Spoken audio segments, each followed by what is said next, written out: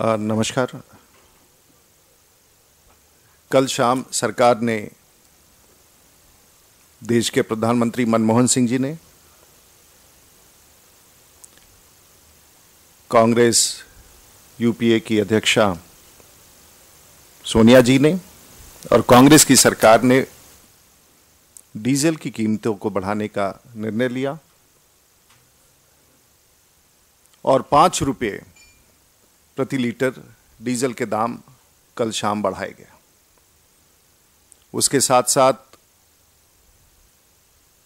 LPG के cylinder पर ration लगाया गया और ये कहा गया कि 1 वर्ष में एक परिवार मात्र 6 सिलेंडर का उपयोग कर सकता है और उससे अधिक यदि उपयोग करना हो तो बाजार की कीमत पर उन्हें खरीदना पड़ेगा। तो दूसरी पंक्ति में इस देश की सरकार ने एलपीजी के मामले में उन लोगों ने खुले तौर से काला बाजारी के लिए एलपीजी के गैस सिलेंडर्स इस देश के लिए खोल दिया है।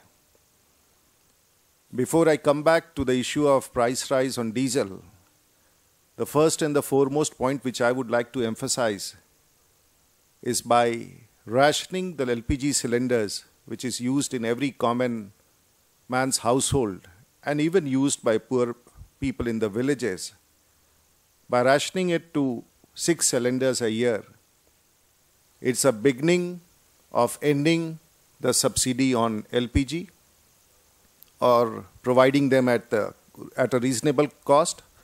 But at the same time, the government is now legitimized black marketing of LPG cylinders. It is loud and clear.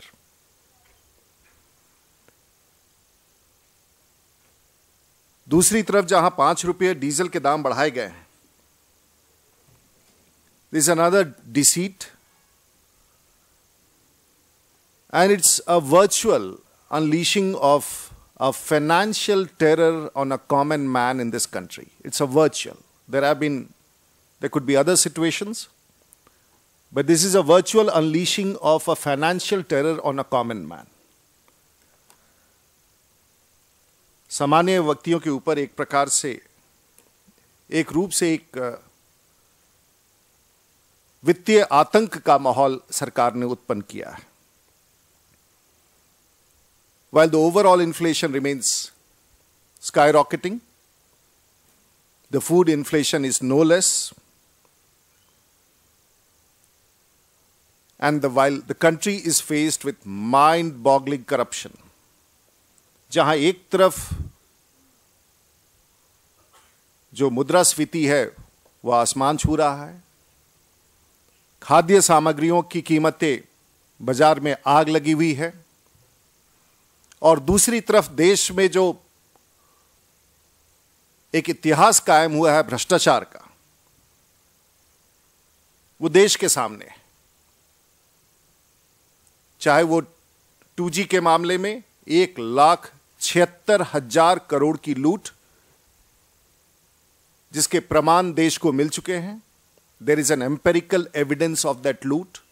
The figures have not only been proved by the CAG, but even the government itself has decided a price which proves that there was a loot of 1,76,000 crores when the government decided to fix the base price of 2G at 14,000 crores. There is an empirical evidence to it. We do not need any argument or a political argument to it. एक प्रमाण है, और आज भी एक प्रमाण दिख रहा है। और बिल्कुल जिस प्रकार से 2G के मामले में मनमोहन सिंह जी की सरकार ने 1,76,000 करोड़ की लूट में उनकी भागीदारी रही है, बिल्कुल उसी क्रम में इस देश के सामने कोयले खदानों के आवंटन में भी उससे बड़े लूट के संवाद स्पष्ट रूप से देश को दिख रहे हैं। जहां एक तरफ यह है, दूसरे तरफ बजट में सरकार निजी कंपनियों को, कॉरपोरेट्स को पिछले बजट में 5 लाख करोड़ से ज्यादा का मुनाफा या रियायत सरकार ने दिया था। लेकिन यह सरकार सामान्य आदमी को कोई रियायत नहीं देना चाहती है। इस सरकार को सामान्य आदमी से, इस देश की जनता से दुश्मनी है। They want to teach the people of this country a lesson, and this is the primary manifesto and agenda of the Congress government today. उसमें आप सब, हम सब हैं। देश का गरीब, पत्रकार, किसान, सब इस घेरे में है। डीजल कौन उपयोग करता है? Who uses diesel? A normal office goer may not be using diesel, he uses usually petrol for his car. लेकिन डीजल कौन उपयोग करता है? डीजल किसान, सबसे पहले इस देश का किसान उपयोग करता है। उसे अपने ट्रैक्टर के लिए डीजल की आवश्यकता है, उसे खेत में दौनी करने के लिए, खेत को तैयार करने के लिए, अपने अनाज को एक स्थान से दूसरे स्थान पर ले जाने के लिए किसान को डीजल की जरूरत पड़ती है उसके ट्रैक्टर के लिए। जहां एक तरफ देश में सुखाड़ है, वहां किसान को जरूरत पड़ता है पंपिंग सेट में डीजल का। डीजल का उपयोग होता है जो सामान्य आदमी पब्लिक ट्रांसपोर्ट में चलता है, उन बसों का ईंधन डीजल होता है। बड़ी बड़ी लॉरियां जो चलती हैं, जो सड़क निर्माण के कार्य में, इंफ्रास्ट्रक्चर के काम में, उसमें डीजल का उपयोग होता है। जो देहातों से, दूर के स्थानों से जो सब्जियां शहरों में आती हैं, अनाज जो शहरों में आता है, उसमें उपयोग होता है डीजल का। उन ट्रक में उपयोग होता है डीजल का। देश का सबसे बड़ा उपभोक्ता डीजल का रेलवेज है, जहां सामान्य 10 लाख लोग प्रत्येक दिन चलते हैं।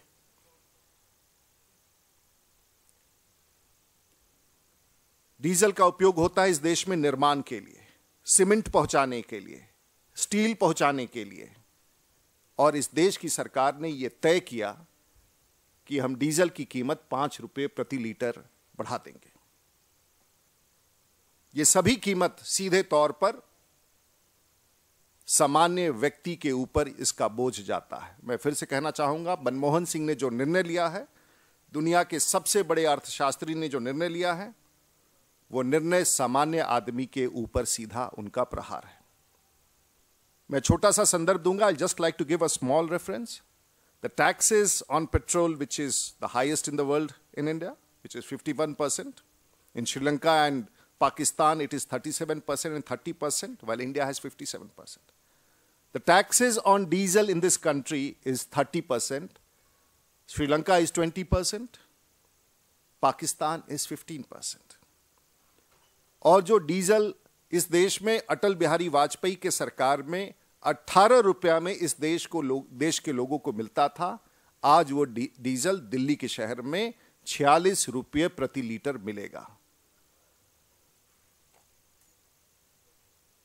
और मैं, भारतीय जनता पार्टी ये कहना चाहेगी कि देश के प्रधानमंत्री जब दूसरी बार इस देश का बागडोर संभाले थे, तो उन्होंने कहा था कि इस देश के विकास में हम 9% सकल घरेलू उत्पाद का दर देंगे, विकास का दर देंगे।